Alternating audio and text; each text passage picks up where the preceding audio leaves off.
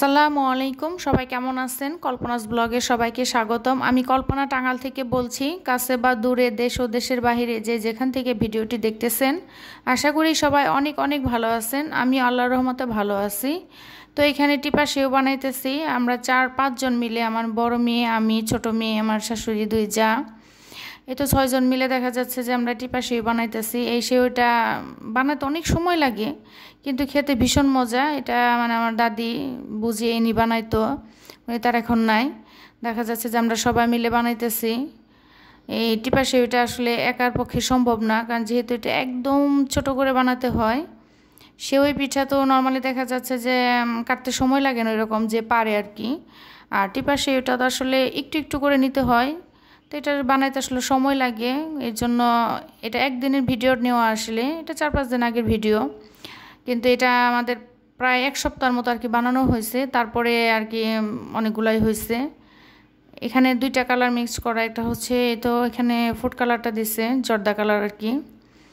একটু কালারফুল হলে দেখতে সুন্দর দেখা যায়, সেই জন্য। তো ইফতারের পরে দেখা যাচ্ছে, নামাজের পরে তো বসে টিভি দেখা হয়, বাড্ডা দেওয়া হয়, তো ওই ফাঁকে টিপাটিপি করা হইতেছে। এটার নাম হচ্ছে টিপাটিপি সেওই। তো কে কে এই সেওইটা চিনেন কমেন্টে জানাবেন। খেতে কিন্তু ভীষণ মজা। আর এটা হচ্ছে আমাদের ঈদের জন্য বানানো হচ্ছে।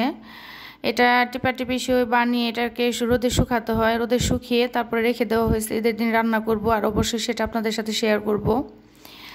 থেকে মানে টিপাটিপি সেওইটা কেউ কখনো খাইছেন কিনা কমেন্টে জানাবেন। এটা খেতে কিন্তু ভীষণ মজা হয়, একদম ছোট ছোট, মানে ধানের মতো, চাউলের মতো এরকম। রান্না করলে বেশ সুন্দর লাগে, দেখতে সুন্দর লাগে, খেতেও ভালো লাগে। আর এখানে কালারফুল করাতে আরও সুন্দর লাগতেছে। তো সবাই মিলে আর কি টিপাটিপি সেওই বানানো হয়েছে। আর এখানে হচ্ছে হেল্পিং হ্যান্ড আপাকে দিয়ে ফ্যানটা মোছানো হচ্ছে, আর ঘরটা ঝাড়ানো হচ্ছে। আমার সব প্রিয় আপুরা তো অনেক সুন্দর করে ঈদের প্রস্তুতি নিতেছে, ঘরটা অনেক সুন্দর ক্লিন করতেছে, রান্নাঘর ক্লিন করতেছে, পুরো বাসাটাই ক্লিন করে নিতেছে। তো আমি আসলে এক এক দিন এক এক রুমটা করা হয়েছে। আপার পক্ষে দেখা যাচ্ছে একা 2-3টা রুম একসাথে করা অনেক কষ্টকর হয়ে যায়। তো এই জন্য এক এক দিন এক এক রুমটা করা হয়েছে। দেখা যাচ্ছে এই রুমটা আজকে একটু ভিডিও করা হয়েছে। গতকাল যে রুমটা করা হয়েছে এটা আসলে ভিডিও করা হয় নাই। দেখা যাচ্ছে যে রুম ঝাড়া, ফার্নিচারগুলো আমি নিজেই মোছা দেই, ফ্যান মোছা, আবার ঘর মোছা, এটা আসলে অনেক কষ্টকর হয়ে যায় একদিন। তো সেই জন্য বলছি যে 2টা রুম 2 দিন করবা। তো এখন ফ্যানটা মুছে নেওয়া হয়েছে। আর এই ফুলটা দেখেন, মানে এত নোংরা হয়েছে কি বলবো, এটা তো ঝেড়ে ঝেড়ে রাখা হয়, ধোয়া হয় না। তো আপা যেহেতু আজকে ফ্যান মুছতেছে, ঘর ঝাড়তেছে, হঠাৎ করে মানে দেখে মনে হলো এটা বেশি ময়লা হয়ে গেছে। তো এটাকে এখন বের করে নিলাম, এটাকে ধুবো। আর্টিফিশিয়াল ফুলগুলো দেখতে যেমন সুন্দর তেমন নোংরা হয়। দেখা যাচ্ছে বাহিরের যত ধুলাবালি আর বিশেষ করে মাথার চুল, এগুলো যে এত পরিমাণ যে পেঁচিয়ে থাকে কি বলবো। দেখা যাচ্ছে প্রায় দিনই কিন্তু পরিষ্কার করা হয় ঝেড়ে ঝেড়ে, তারপরে দেখা যায় চুল যে পেঁচিয়ে থাকবে, আর এত পরিমাণ ধুলাবালি যায়। দেখেন সবুজ পাতাগুলো একদম সাদা হয়ে গেছে, হলুদ ফুলগুলোও সাদা হয়ে গেছে।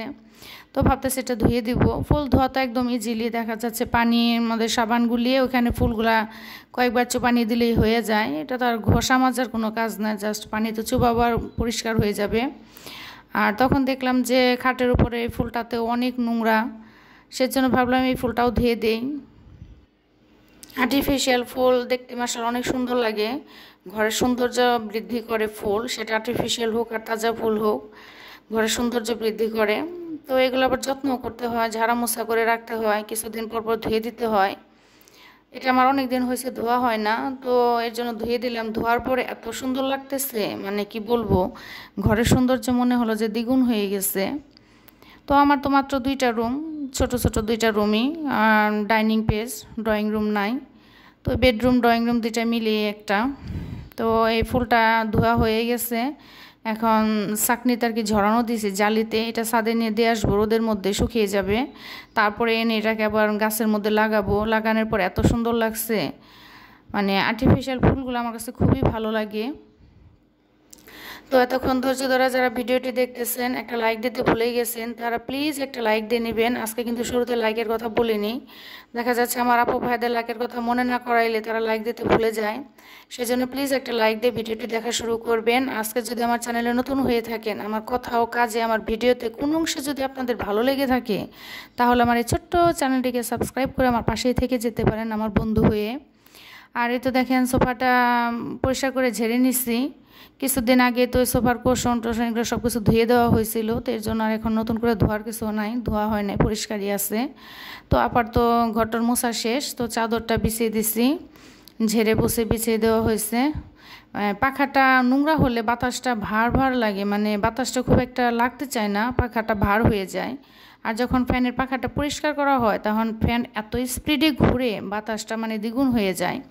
তো আমার রুম টুম গোছানো শেষ, আপাও তো চলে গেছে ঘর মোছা দিয়ে।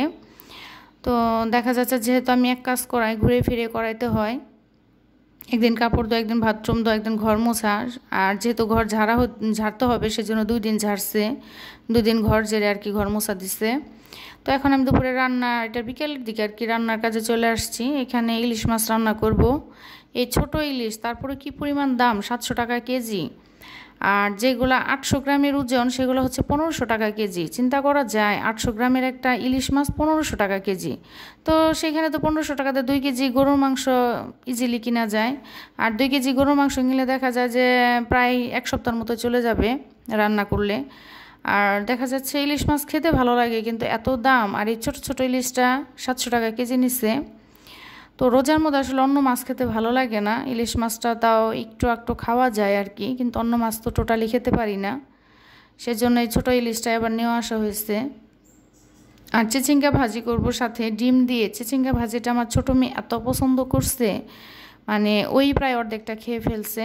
সন্ধ্যা রাতে একবার খাওয়িয়ে দিছি, আবার শেষ রাতে। দেখা যাচ্ছে দেখতে দেখতে রহমতের মাস, বরকতের মাস, নাজাতের মাস চলেই গেল। এবার রমজান মাসটা এত দ্রুত গেল, মানে কিভাবে যে চলে গেল বুঝতেই পারলাম না। মনে হলো সেই দিন রমজান মাস আসতেছে, রোজার মাস। এই তো এই ফাঁকে রোজার মাসটা চলেও গেল। আজকে যেহেতু আমাদের শেষ রোজা, 30টা রোজা আল্লাহর রহমতে কমপ্লিট করতে চলতেছে আর কি, কমপ্লিট করা হবে আল্লাহর রহমতে সবারই। এই রোজার মাসেও কত প্রিয়জন চলে গেছে, আবার কত নতুন মানুষ পৃথিবীতে আসছে, সবে আল্লাহর রহমত। তো একদিন তো আমাদের সবাইকে যেতে হবে।